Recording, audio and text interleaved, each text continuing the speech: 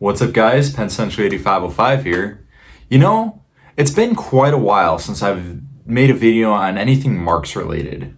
So I'm going to rectify that. Today, we will be taking a look at the Marx El Capitan set headed by the number 1095 Santa Fe E7s.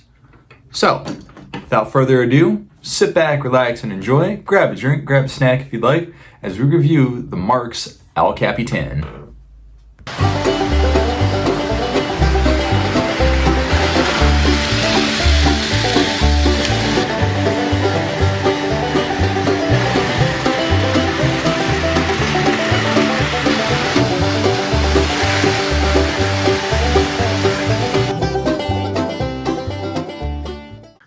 And here it is, the Marx Santa Fe El Capitan.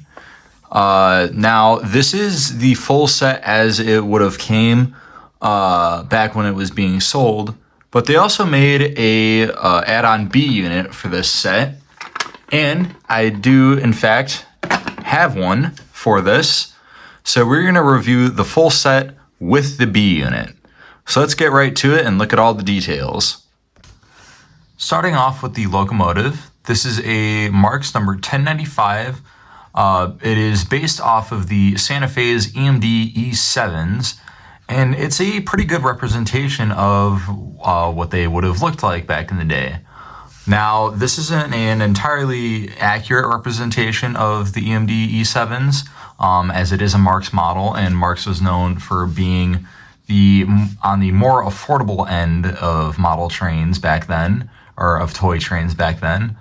But this is still a good representation nonetheless. This model has a headlight up front that, and the bulb inside not only lights up the headlight, but also lights up the cab interior. And this locomotive also has a two-position reverse unit, so it can go in forward and reverse. But this also does only have one motor. So it's not going to be able to, you're not going to be able to pull a lot, but you can pull, it'll pull this whole train. Let's take a closer look at all the details on this engine. Starting off at the front of the locomotive, there is our lighted headlight. It's lit by the bulb that is inside the cab.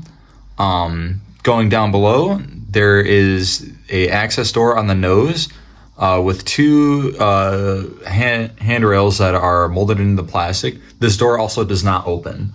Below, we have another door here that would be where the coupler would be folded in and stored when not in use. These doors do not open either. This little paint splotch here, I think what happened here is that someone, a previous owner, might have accidentally spilled paint on it. So this is because this is not supposed to be here. But anyway, you have a very simple rendition of the Santa Fe's nose designs. I'll put a picture on the screen of what they actually look like, what they're supposed to look like in real life. But yeah, it's very simple, but it looks all right.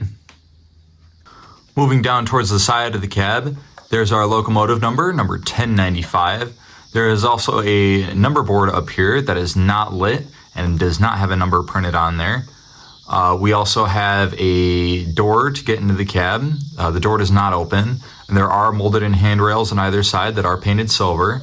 And we also have a ladder here that goes down, and it looks quite nice. You do have to be very careful of these though, as these can easily break. As well, we got some nice vent detailing.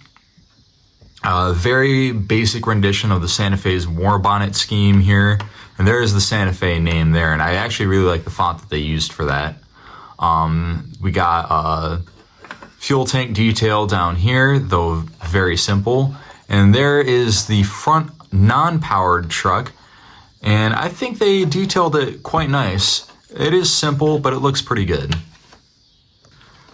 Moving down the side of the engine here, we got some more vent detailing. We also have some window detailing, though all the windows are not painted, nor are they see-through. We have another door here that does not open, and it has two handrails molded in on either side. There is another ladder here and another ladder at the rear corner here with two molded in handrails above it. And here is the powered truck. The whole motor is actually housed in this little section of the locomotive here. At the rear of the locomotive here, as you can see, you have your typical tab and slot coupler that Marx like to use a lot. Above, we have a door that does not open, and we have some nice detailing up here as well and on the sides, and it all looks quite nice. Moving over to the top of the locomotive, as you can see, we have two separately applied black plastic horns. There is also a body screw here. I believe that is to mount the headlight inside. We got a lot of nice rivet and vent detailing up on top here. We also have not 2, not 4, but 8 exhaust stacks on the top of this locomotive here. As well, we have the Marx logo embossed on the top of the locomotive in this circle here. And as well, we have a hole here to access where the motor gets mounted. All right, here's the B unit. It has a lot of the same detailing as the A unit, though just being mirrored, and of course not having a cab. Some differences with the detailing. The Santa Fe logo is at the top in the middle of the B unit rather than being more towards the bottom and towards the front end of the B unit. As well, they added this very simple El Capitan logo on the side, and I actually really like that little touch there. It looks really cool. As well, the door that was on the side has been moved towards the middle, and they also made some changes to the fuel tank detailing, having the ladder there. As well with the roof detailing, it's been mirrored to be the same on both sides, though they did move the Marx logo to the middle there. And there are some differences with the coupling system. Now on the front end here, it has just a tab that'll go into the slot of the coupler on the powered A unit to bring them closer together. And then on the rear end there is a tab and slot coupler. And there you go, that's the B unit. All right, here's the non-powered A unit. Now, the body detailing is the exact same as the powered A unit. The only differences with this is that, other than it being non-powered, is that there is no light inside the cab. There is a scissor coupler added to the front so then it can couple up to the passenger cars. And then on the rear, the coupler is, again, just like on the B unit, just a tab to bring the units closer together. Other than that, it's pretty much the same as the powered unit. Next up is our first of 3 passenger cars. This is the number 3152 Santa Fe coach. This is a lighted passenger car. The body is all metal construction. Up front, we have a door that does not open. All the windows have pictures of people inside to look like there are passengers riding inside the car. You have the Santa Fe name up top, the car number on the side here, and this car rides on plastic trucks with metal wheels, and it has fork couplers at both ends. Next up is the Vista Dome car. It is the exact same thing as the coach, except it has different pictures in the windows, and it has a dome added on top.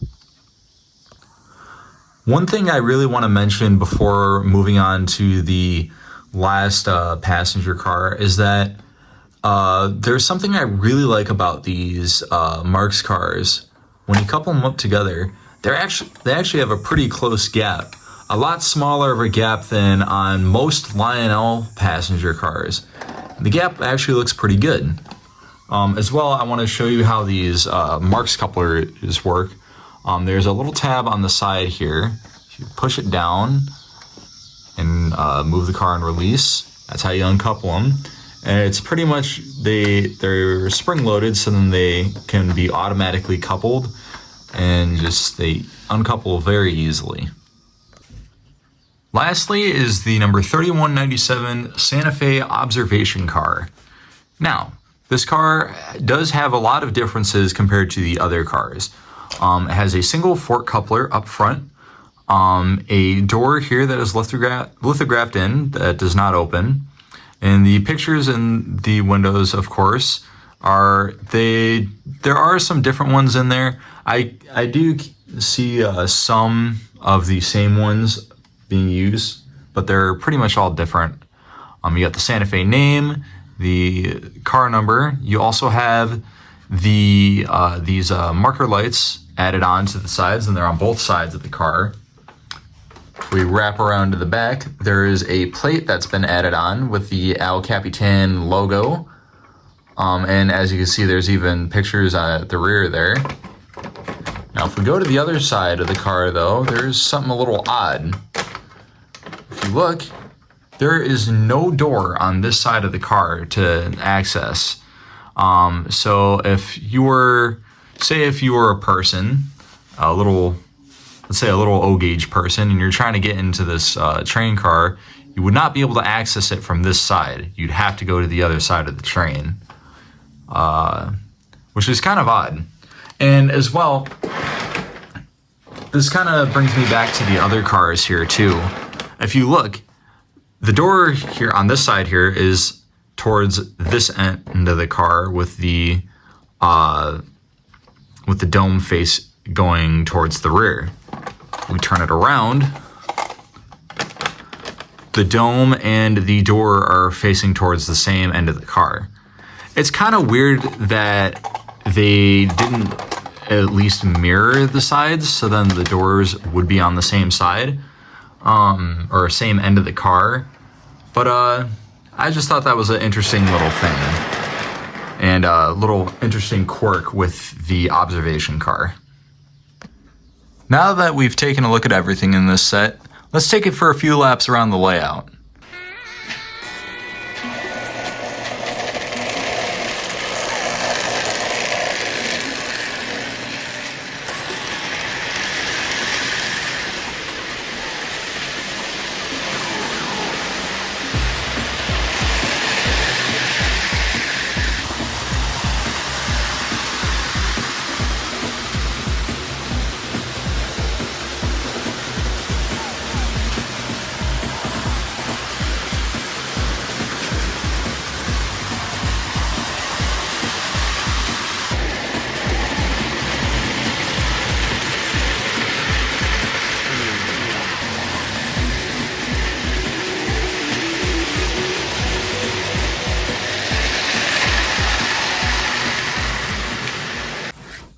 And there you have it, folks. Honestly, I do really like Marx trains. I know I don't talk about them a lot on the channel, but I do think they are quite nice for what they are. They were made to be cheap and made to be affordable for, people, for parents, wanting to get their kids a toy train and not exactly knowing if they're going to be interested in them. These trains are really good. They are super reliable, they're super easy to fix, and they run really nice too. And they're pretty good representations of, trains that you would have seen in real life. Of course, some better representations than others. This, I would say, would be one of the better representations of what you'd see on the real railroads back then. But as well, Marx was doing trains that no other manufacturer was doing at the time. Like, for example, here, the E7s. To my knowledge, no other O-gauge manufacturer at the time that these were being made was making an E7. And honestly, I think overall, Marx trains are underappreciated.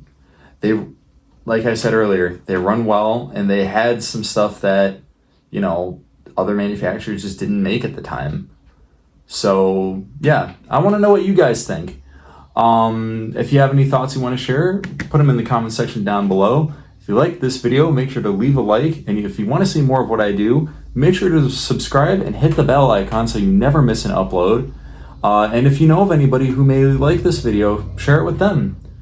With that, I hope you all have a wonderful day, and this is going to be Penn Central 8505, out.